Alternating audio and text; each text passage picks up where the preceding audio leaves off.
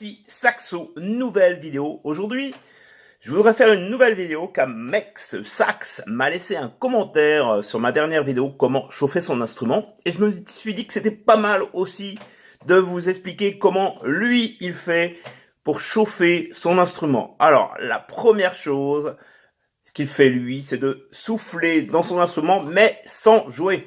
Donc c'est très bien aussi, tu vois, tu souffles. Moi, ce que je fais, c'est que je mets tous mes doigts, je bouge toutes les clés jusqu'au si bémol, et je souffle. Donc ça te chauffe tout l'instrument. Alors, ce qu'il fait aussi, lui, c'est qu'il joue la gamme chromatique. Alors, la gamme chromatique, ça monte par demi-ton, do dièse, je te l'ai fait une fois.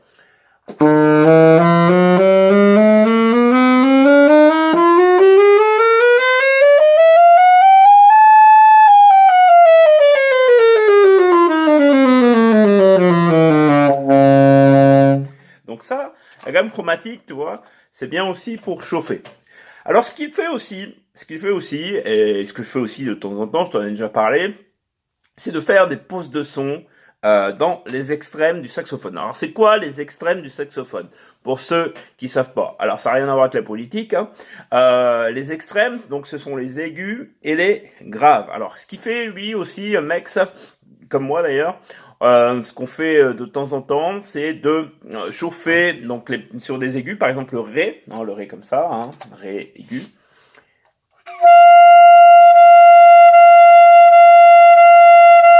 Ré dièse, pareil. Mi. Fa, ainsi de suite. Hein. Et fa dièse, d'accord? Alors donc ça c'est très bien pour chauffer ton instrument aussi. Et puis ce que tu peux faire aussi, c'est de travailler les graves. Alors moi, souvent c'est un gros challenge pour beaucoup de saxophonistes de sortir les graves. C'est un gros challenge. Alors pourquoi c'est un gros challenge? Parce que en général ils mettent pas assez d'air, hein, parce que tout ça, tu vois, faut quand même le remplir. Alors quand tu as un sax ténor, c'est encore pire, je dirais. Il faut mettre encore plus d'air, un peu plus d'air, pas non plus beaucoup, mais un petit peu plus. Donc, par exemple, commencez par le ré grave et posez la note ré grave.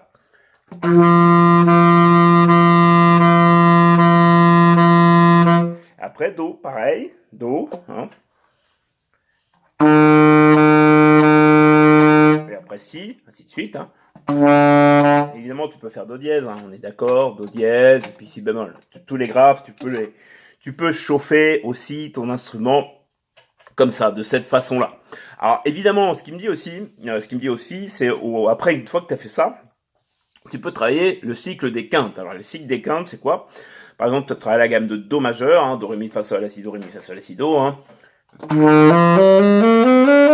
je te la fais pas en entier parce que sinon la vidéo va durer 3 plombes, c'est pas le but. Et donc le cycle des quintes, qu'est-ce que tu peux faire? Donc tu pars du do et tu vas au sol, do, ré, mi, fa, sol, hein. Sol majeur, tu joues la gamme de sol majeur. Après, hein, voilà. Et puis ce que tu peux faire aussi, c'est tu pars toujours du do et tu descends de 5 notes, ce qui fait fa majeur. Donc tu descends d'une quinte, donc tu pars du do, tu descends d'une quinte, ça fait un fa, ou tu montes le do d'une quinte, ça fait un sol, et donc là, tu peux chauffer ton instrument avec la gamme de do, avec la gamme de fa, avec la gamme de sol majeur. D'accord? Donc là, vraiment, c'est très bien. Après, évidemment, tu peux me dire, oui, mais moi aussi, je peux faire les gammes mineures par rapport à do. Évidemment, tu peux travailler la gamme de la mineure, hein, la mineure, la si, do, ré, mi, fa, sol dièse là. Hein. Donc tu vois, tu as de quoi faire. Hein. Et évidemment, si tu prends la gamme de ré mineur aussi par rapport à fa majeur, tu peux travailler la gamme de ré mineur. Donc vraiment, tu as vraiment de quoi faire pour chauffer ton saxophone. Voilà. Eh bien moi je vais te laisser, n'hésite pas à t'abonner sur ma chaîne. Bonjour à Mex Sax. Et puis merci pour ces idées parce que je pense que c'était important aussi de faire une vidéo de la manière dont tu chauffes ton instrument qui est très puissante. Voilà, il y a vraiment de quoi faire. Et puis moi, je te souhaite une excellente journée, une excellente nuit. Je te dis à très bientôt sur ma chaîne. Est-ce que je vais sortir une formation bientôt? Oui, c'est prévu.